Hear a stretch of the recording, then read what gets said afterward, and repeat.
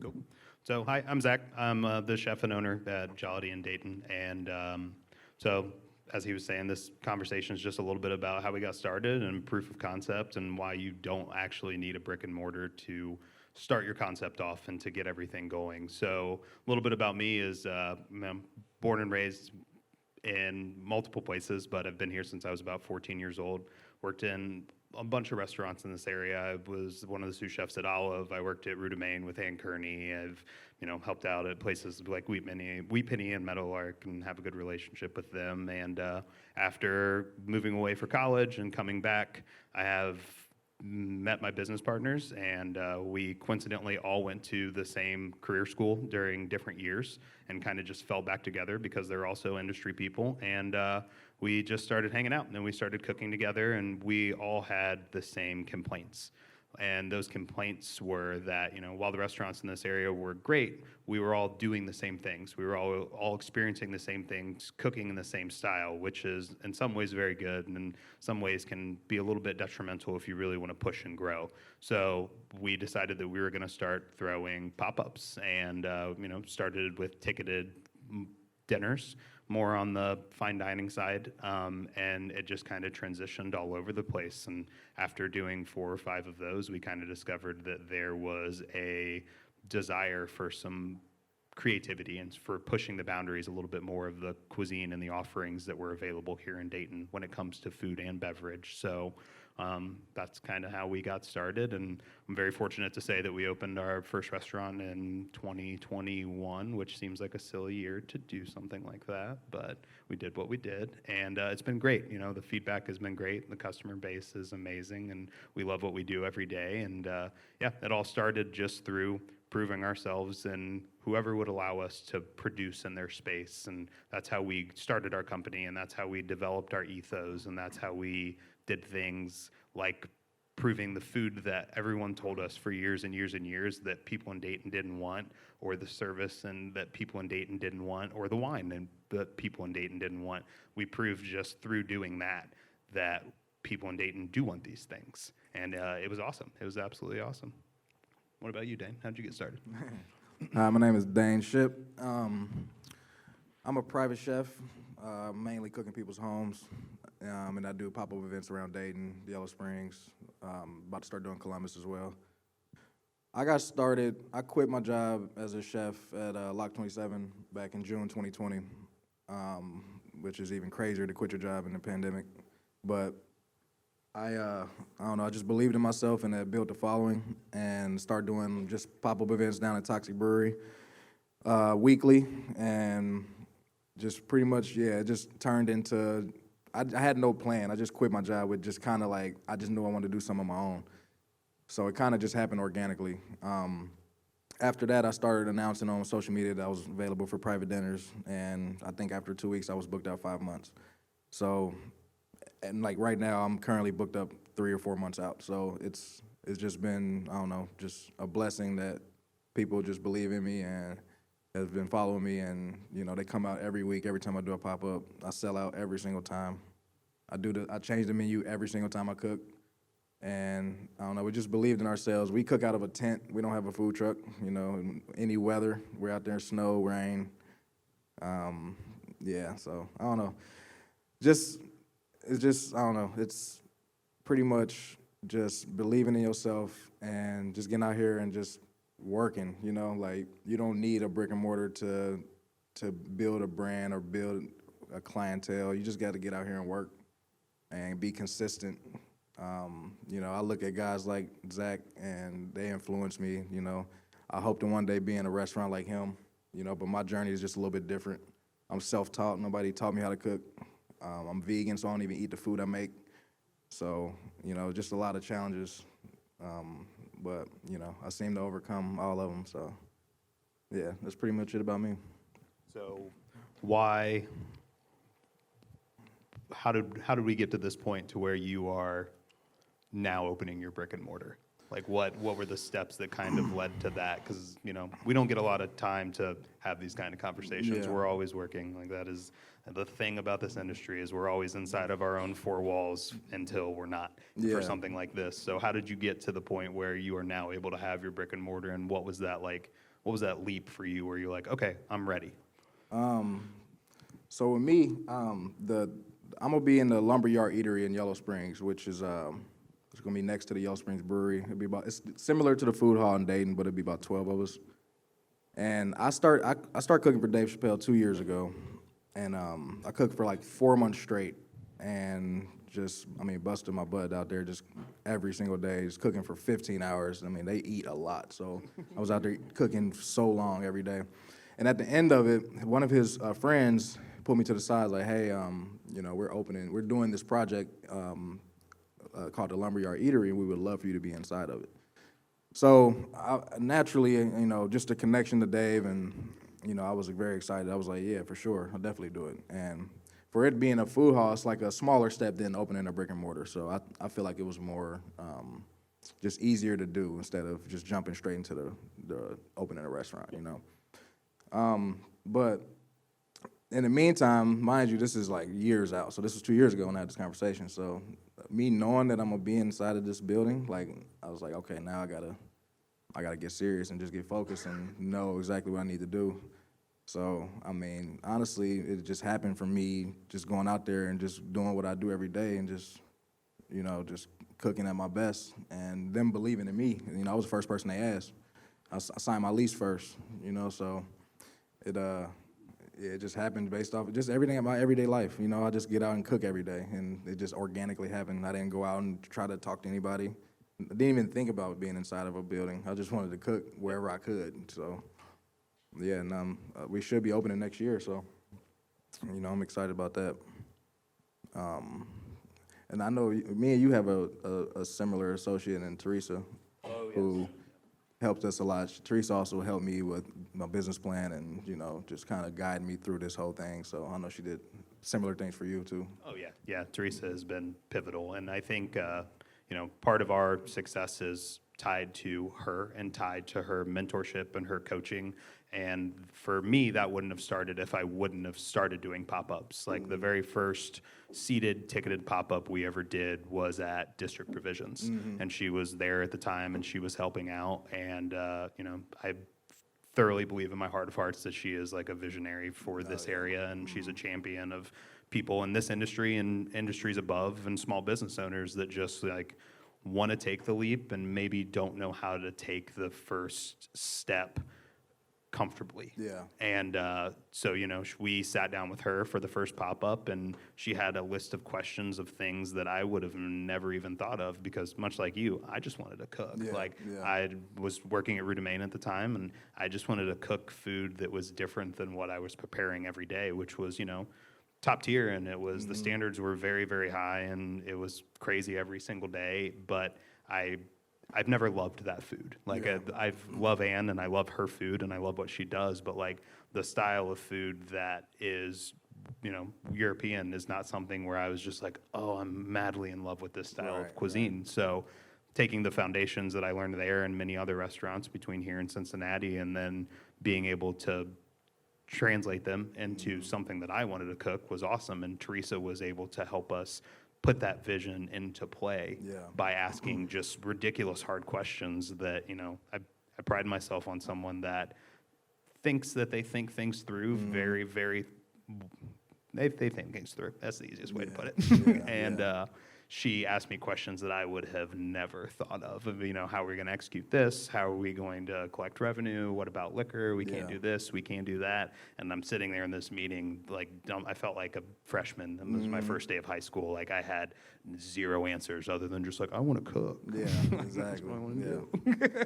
And so she helped us out, and that's where our relationship started. And that's kind of how we definitely got to where we're at now, because in her, outside of a mentor, I also found a friend. And it was, I have this question and I have this question. And then it became, okay, well, this is definitely something that we can turn into a concept. But these are all the steps that we have to take first. And this is all the thought process. And, it was years of work. We started planning Jollity in 2016.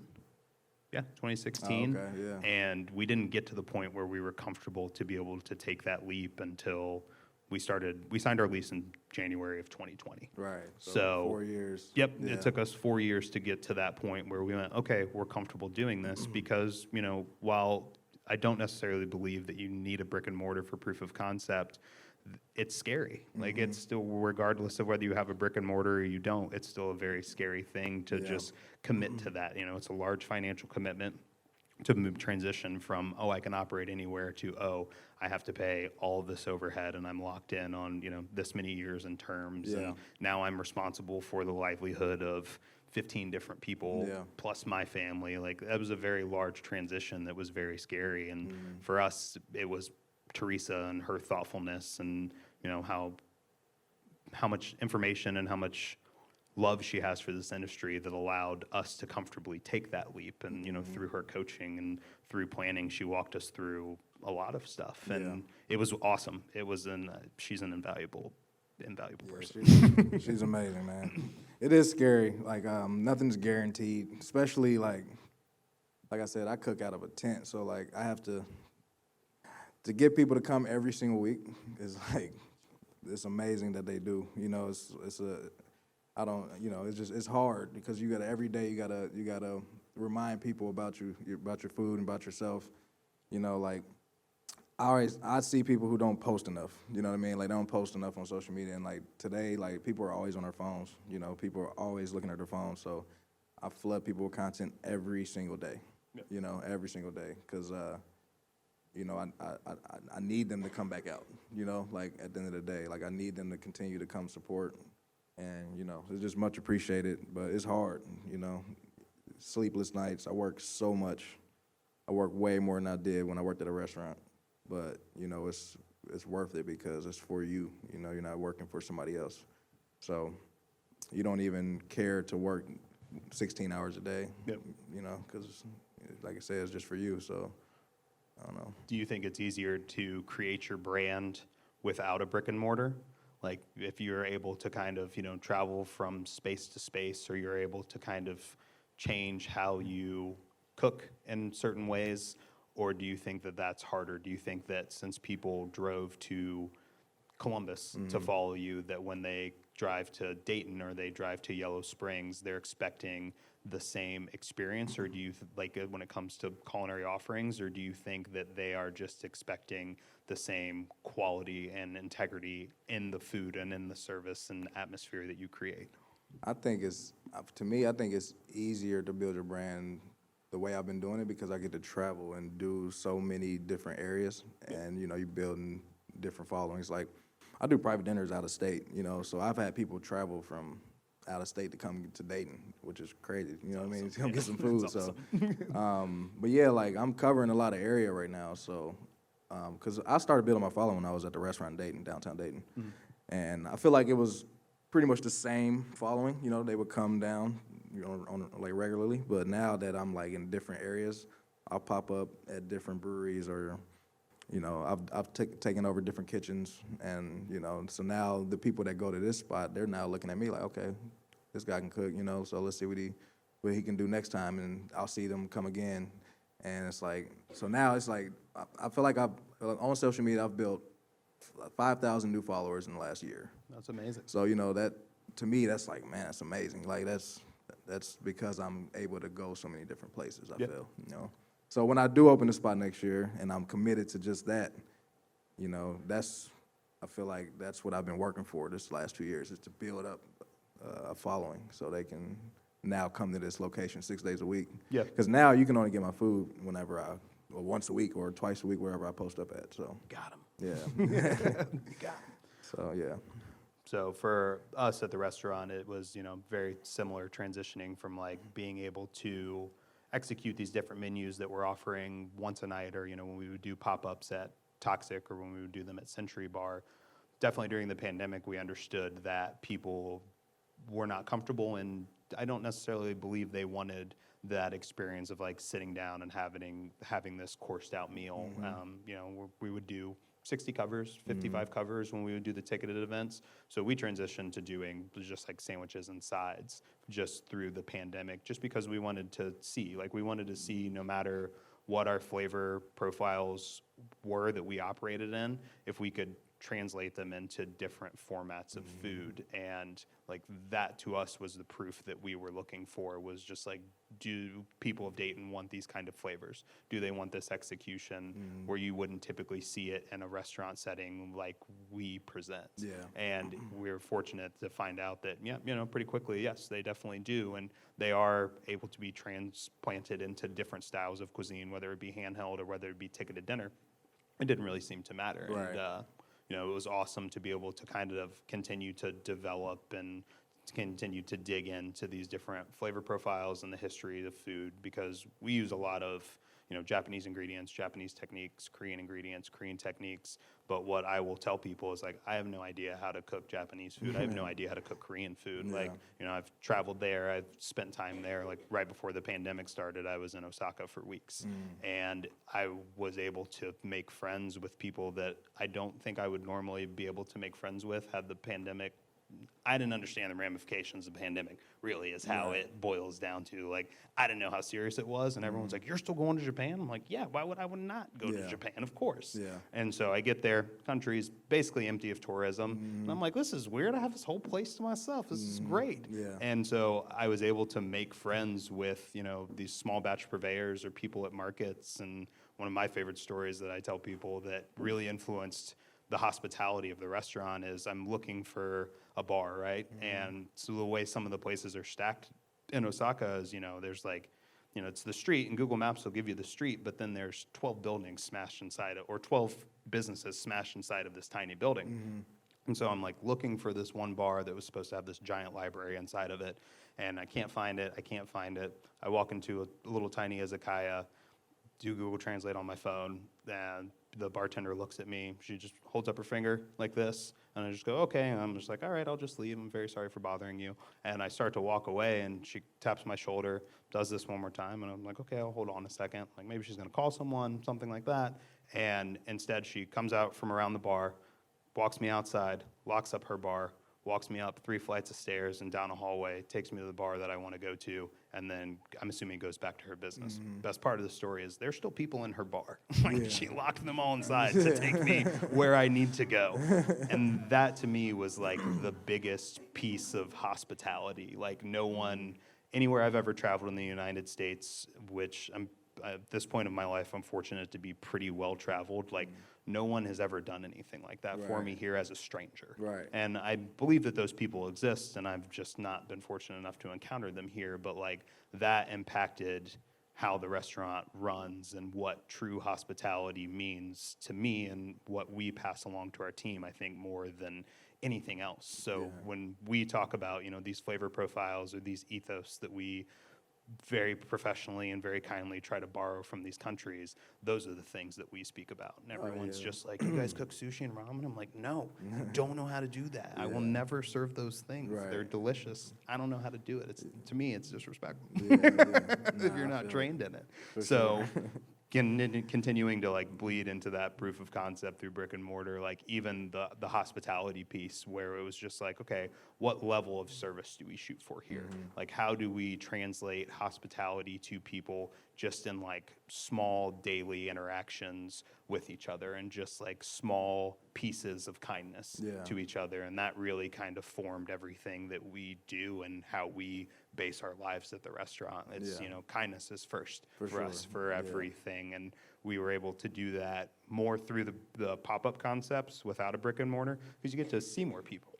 Like, if you come to the restaurant at 8 o'clock on a Friday night, I'm expoing on the outside, and of course I'll be able to say hi to you, and maybe I can stop by your table and check on you and see how everything is. But like we're so busy that I can't talk to each individual person, and that's unfortunate sometimes. We can always say goodbye to people as they walk out the door. We can always say hello as they're walking to their table. But like during that brick and mortar or during that pop-up times, it was so easy to just like talk to each individual person and just, how are you doing, how was your day, yada yada. And it really shaped how our restaurant operates and how our core team, not even our core team, our whole team, from myself to the other 2 owners down to the dishwasher, like everyone is kind to everyone that walks in the door. It doesn't matter if you're a vendor or if you're a guests or if you're a fellow employee, like that drives the whole thing. And we learned that doing pop-ups. Yeah, for sure. Yeah, I agree. 'Cause we on weekends we cook from like 4 p.m. till 3 a.m. So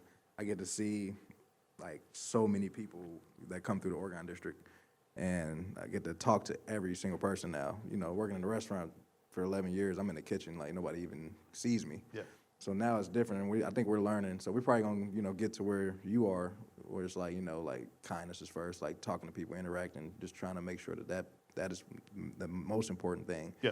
Is, when the time somebody walks in the door, to me, I judge a restaurant just naturally, and if the host is rude or not smiling or Yeah. whoever I'm ordering my food from is not happy, that affects your experience. It does. And I don't think people realize that, so I always try to tell the people that's working with me, like, you got to make sure that you're like just making people feel welcome, Yep. And that's the main thing. And the food is like, at this point, like I'm confident enough to know that, the food's gonna be good. So it's like now we got to give them an experience to make it memorable. Yep. So they want to come back, I'm friends with a lot of these people, man. I see them every week, I know their kids. I do private dinners for these people, so I've been in their homes. Yeah. So yeah, just that's the fun part about it for sure is, building that relationship. Do you think that you would be able to operate at the level that you operate now if you would have just transitioned directly from working into someone else's restaurant into trying to open up the eatery in Yellow Springs? Do you think it would be way harder, easier, different, doesn't matter? Yeah, way harder. Way harder. If I would have just went straight into it, Yep. yeah, way harder. Yep. I'm learning every day, like I'm self-taught, everything I know. So this learning experience I've been doing the last 2 years is major for me, so yeah, there's no way I would have made it, Yep. to be honest with you. And what's crazy is I don't think I would have quit my job if the pandemic wouldn't have happened. Okay. Like that's what's crazy about it. Like I probably would have still been in a restaurant. Yeah. And then, so I think all this was just meant to be, and it's meant for me to learn as much as I can. And, so I could take it to when we open our spot, just everything I'm learning, just transition it to that. So it's crazy, man, like to think about how this whole journey happened. And, I just stopped being scared to say yes to things. It's scary doing this. Yeah. And I think a lot of people don't want to take that leap. I think a lot of people are just content with where they are in life. And I took a chance, because, I don't know, I just wanted more for myself and, so.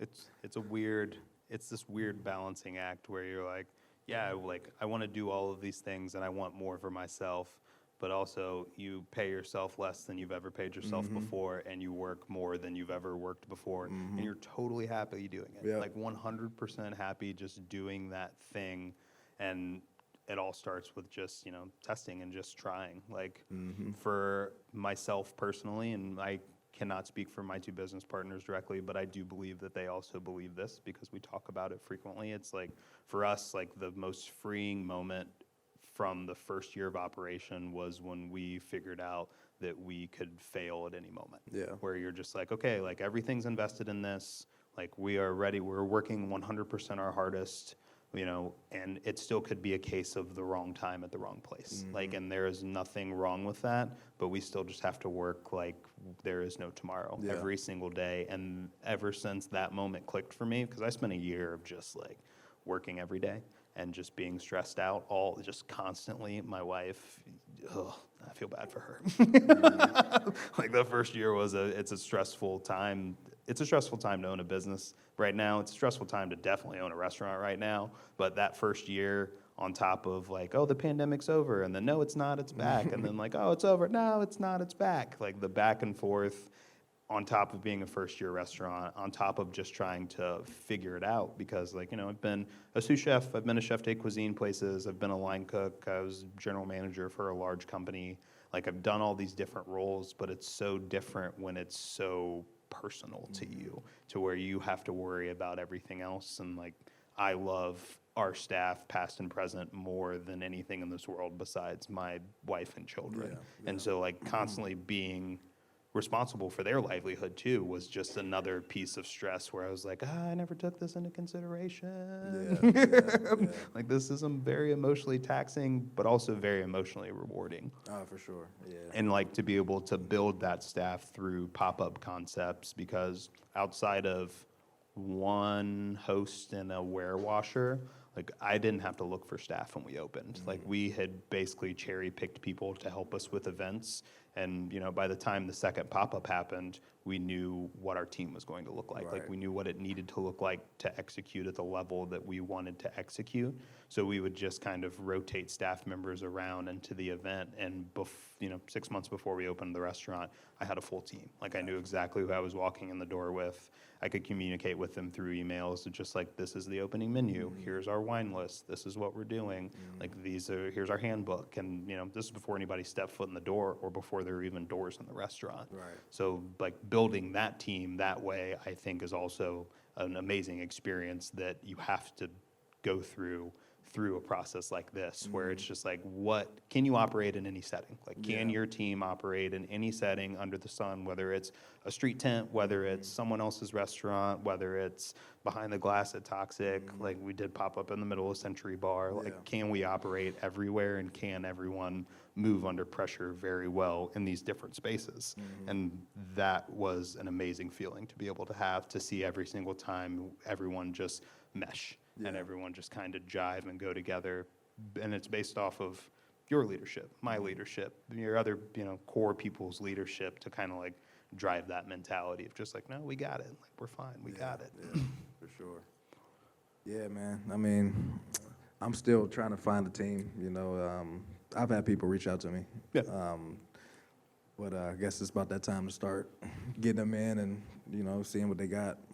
That's the hardest part, is like trusting a staff to, because your vision is yours. To get people to believe in that, that's like the hardest thing, is like to find people that like want to do exactly what you want to do. And so that's the tough part for me, is my 12 years experience in restaurants. Like, I dealt with a lot of cooks who just was there to have a job. So I've had a couple people maybe my whole 12 years that I was like, okay, they serious about what they do. Yeah. So, right now it's like, just being honest, it's tough right now trying to find somebody who's going to put the same level of work ethic I put in. Yeah. So that's my issue, is like, being scared to step away and trust people to do, what I want and need them to do. So I just kind of do everything myself. Yeah. Yeah. And that's, a lot of people run into that in our situations, I mean, I feel like you're blessed to have a solid team around you. I'm going to get there. Oh, absolutely. You know what I mean? My two business partners, I mean, they go through everything with me, and I appreciate them for that, because they don't really come from the food background. So to get them to do what I do and be there till 3 a.m. cooking every weekend on the streets, dealing with super drunk people, oh my God, I can't even tell y'all the things we see out there. But it's I'm gonna get there, but I'm just going one day at a time. Like our spot opens up in March-ish. Could be next summer, but I'm just kind of not even thinking that far ahead right now. I'm trying to focus on the now. Yep. And everything I needed to do to get to that point still. So how do you sell that vision to people like this early on? How do you sell it to investors where you don't have, or banks or family and friends, if you're looking for staff, like when you don't have these metrics to go on where you can say, I produce this much revenue and my overhead is this much, my labor is this much, yada, yada. Like, how do you sell that vision to people to get them to buy in? Because I'm going to go out on a limb here and say that your experience is very different than my experience. For sure, yeah. So how have you gone about that? Honestly, man, I just think, I don't know, I think people just kind of look at me and just kind of, I go hard at what I do, so I think people just look at me and just believe in me, so they like, I've had people come to me like, man, like, I love what you do, like, you inspire me, I would love to work with you, work for you. So I think just leading by example, just getting out here and just working harder than everybody else. Yeah. That's like the best thing I can do for you to believe in me is show you that like I'm not gonna fail because failing's not an option. Yeah. You know what I mean? So I don't care if I gotta cook on the streets for the rest of my life. Yeah. I'll do that. I don't care. You Yeah. know, but yeah, I think just leading by example, man. Like that's how I get people to. Everybody that like I've had 100 offers, man, for people that want to buy me restaurants and do this, and then I just didn't feel right about it. Like I think people's intentions aren't always good, you know. So I've had, like I said, I've turned down 100 people. Yeah.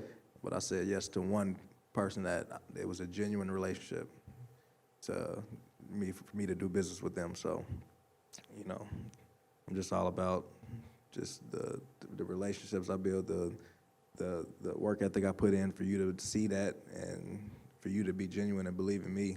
That's how I deal with people, you know, so. Yeah, no, I think that's about the only way to go about business now or forever. Yeah. And I think the people that don't do business that way are the people that people don't want to work for or work with or spend time with. You know, we did it very similar, like through work ethic and had offers for investment. And I am a very naturally anxious person all the time. And you know, the more pop-ups we did and the more people that were interested in investing money, the less interested I became in receiving investors because I was just like, what do you want? Yeah. What do you want out of this? Yeah, I don't understand all of this enough yet to do it. So, you know, we opened the doors with no investors. Like we bootstrapped it.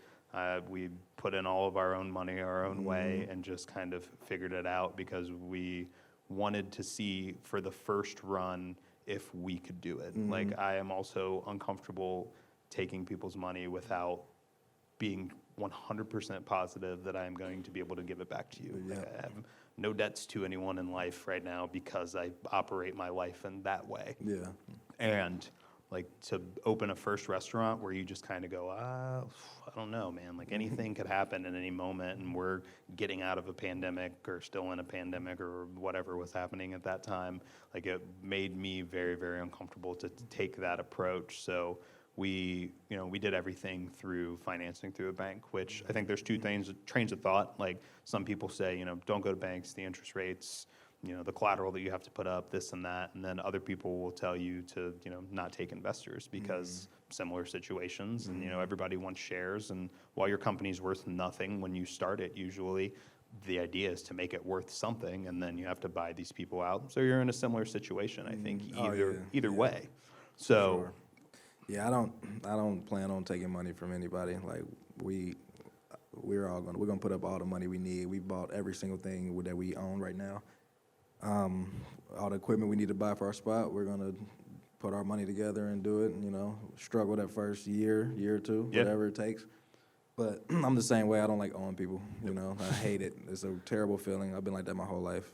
So I feel like at that point, it almost kind of feels like too you still have a boss. Like you still have someone to answer to, whether they're shareholders or not. And my story, and it sounds like your story is, different from everybody's. Like I'm not here to tell anyone that you shouldn't have investors or you shouldn't go to a bank. But I think thinking all of those things through while you're going through your proof of concept is like the most important part. Like who do you want to answer to at the end of the day? Do you want to answer to investor A, B, and C, or do you want to answer to the bank? Yeah. Do you want to not have any of that stuff and just figure out how to do it yourself and maybe tweak your concept a little bit to make it more affordable for you to put up all the money in the beginning, and then you can scale out and do what you need to do 5 years from now, 10 years from now, 2 years from now, if things go the way that you hope that they go.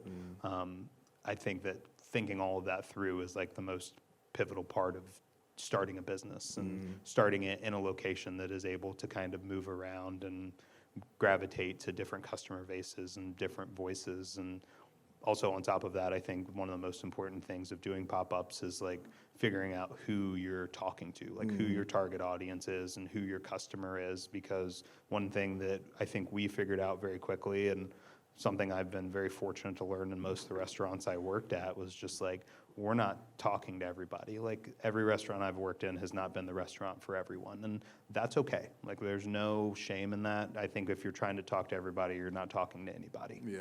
So figuring out who that target audience is and then just really honing in on them and really speaking to them is something that is very, very important. Yeah, for sure. Yeah. My audience is so broad. Like, I mean, it's from girls that are 18, 19 to, men who are in their 60s, 70s. Like, it's like, who comes to the tent, like, it's crazy. It's crazy. Like, it's so funny because, like, just looking at, like, I'll look at the line and I'm like, man, it's amazing to bring these people together, though. Yep. Like, the situations I'm in, I would never be in if I didn't cook. Like, I cook in people's homes that probably wouldn't even talk to me if I didn't cook. You know what I mean? Yeah. Just being honest. Oh, yeah. Like, so the fact that these people will come get some food at a pop-up because I did a private dinner for them is just amazing. It's awesome. It's amazing. Like, I've had conversations with people till 3 a.m. when I do private dinners. Like, I mean, they're in their 80s and they're just hanging out with me, drinking wine. Yeah. And then when I look at the time, like, man, I gotta go to bed. Like, they just want me to hang out, and I was like, man, it's cool, it's love, and I appreciate it. So I love that my audience is so broad, and I think because of that is because I don't really have a limitation of the style of food I cook. Mm-hmm. I cook everything. If you've had my food, I change the menu every single time. I mean, all type of cuisines. I have a vegan option every time. So I think that helps by not putting myself in a box. Yeah, absolutely. So it's just a blessing, man. It's cool. Do you think that it's the food, the personality, the integrity, or a mixture of all three that draws people to your establishment, my establishment?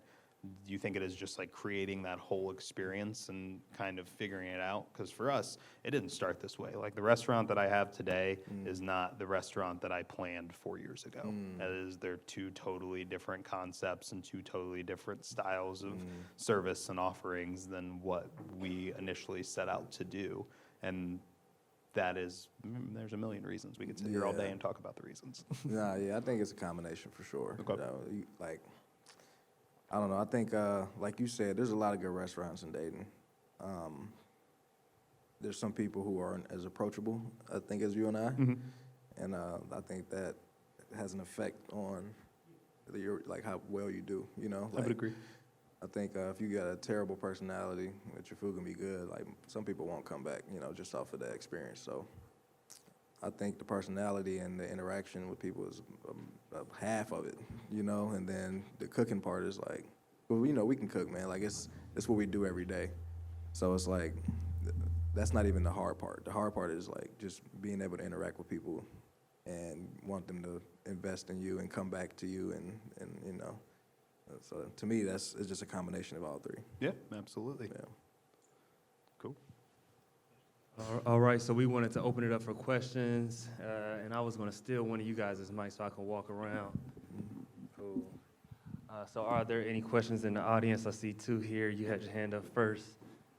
Thank you, sir.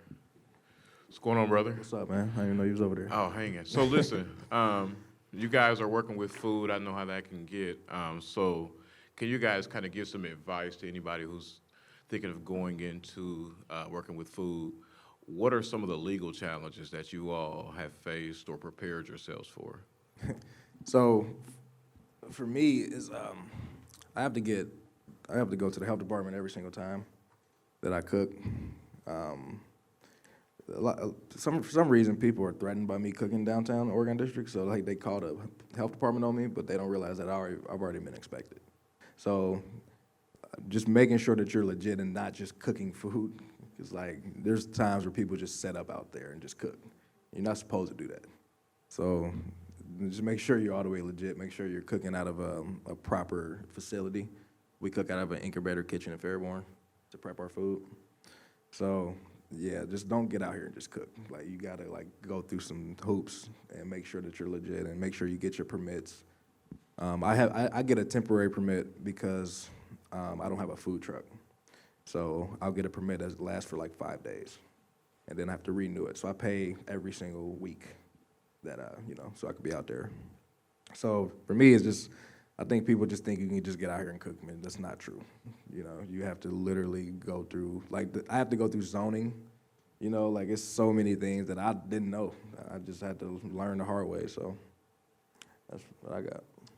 For me, it's liquor license was like our biggest challenge, having a brick and mortar. Like I think having a good understanding of what the state of Ohio requires for you to get your liquor license, and what that process actually looks like if you're looking into opening a brick and mortar is something that is very, very important, because you can, you think one thing and then you very quickly find out that it is a whole different ball game to get through the entire process. The process isn't strenuous or difficult, but it's long and it's taxing, and the timeline is different than what is presented, I think, for a lot of different reasons. So I would say if you're getting into the food business, whether it is a brick and mortar or whether you're having a food truck or going into a food hall, I'd say just you should have a good attorney. That is always, like, just have someone on retainer is the best piece of information that I can give.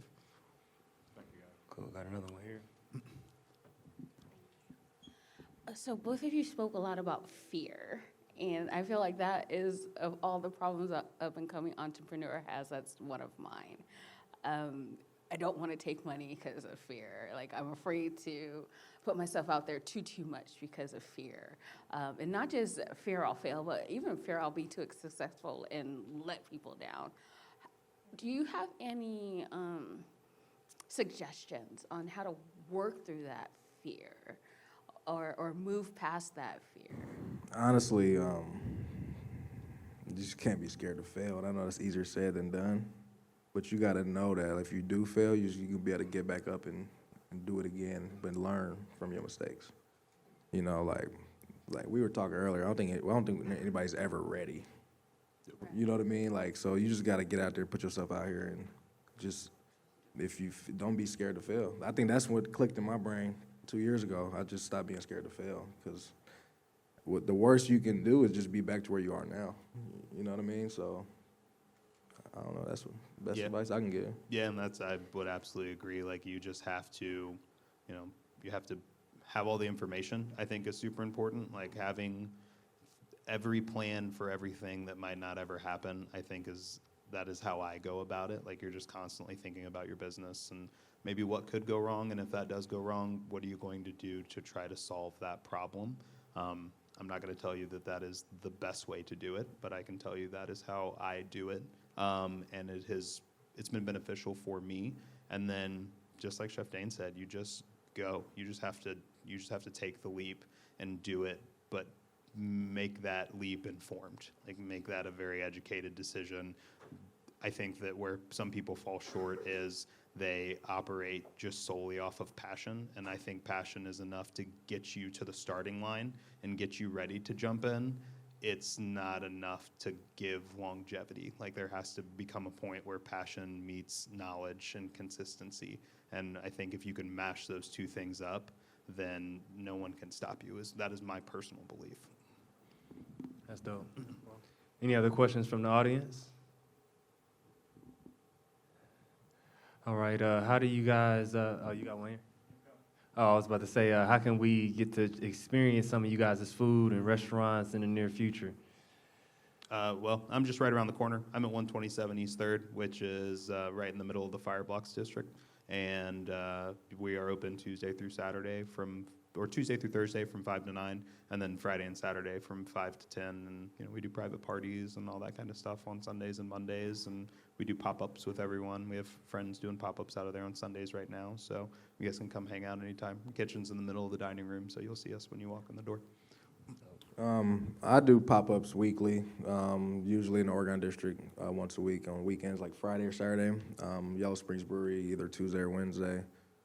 I've done Branch and Bone, so you could literally just follow me on social media, and I'm somewhere every week. Or you could book a private dinner, which I'm about to beef up since it's about to be cold outside.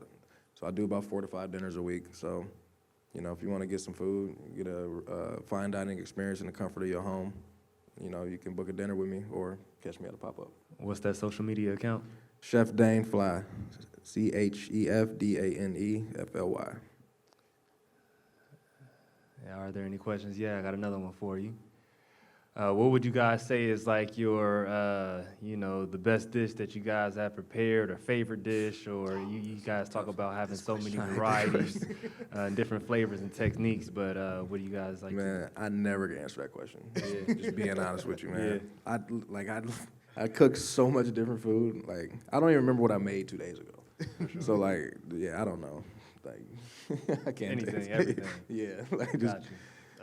We are currently using a lot of different fermentation techniques. Like that's kind of what we've gravitated towards right now, whether it be like old school German techniques or old school Japanese techniques or Chinese techniques. Where we're just taking as much local produce as we can and trying to ferment it for the winter. So when you come to Jollity, like if we have strawberries on our menu, you're not getting a strawberry that is a Driscoll strawberry from California. You're getting one that's been preserved or fermented in some way that we got from, Brickell Creek in August of this year or in May of this year and have held it all season long. So that's kind of was one of our missions for the restaurant when we opened, and we didn't get to do it the first year, which was devastating, and now we're in a spot where we're stable and we can do that stuff. So that's been fun. It's been a fun thing to focus on this year.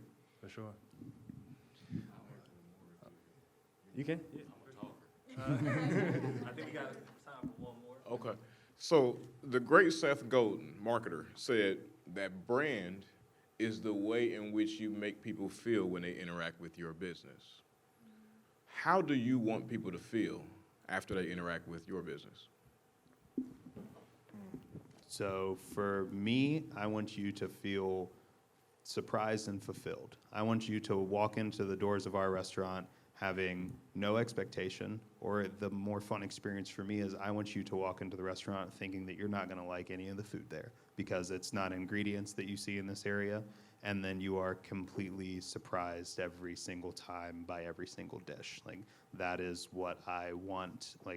Like I said earlier, we're not the restaurant for everyone. We didn't set out to be that thing, but I think that if you walk in the door with an open mind, that we can be the restaurant for anyone, as long as you have that mindset of just like, I will try this thing because we operate with integrity, and we will always operate that way. So I want you to walk in the door with no expectations, and I want you to walk out the door and just go, yeah, I get it. I totally understand.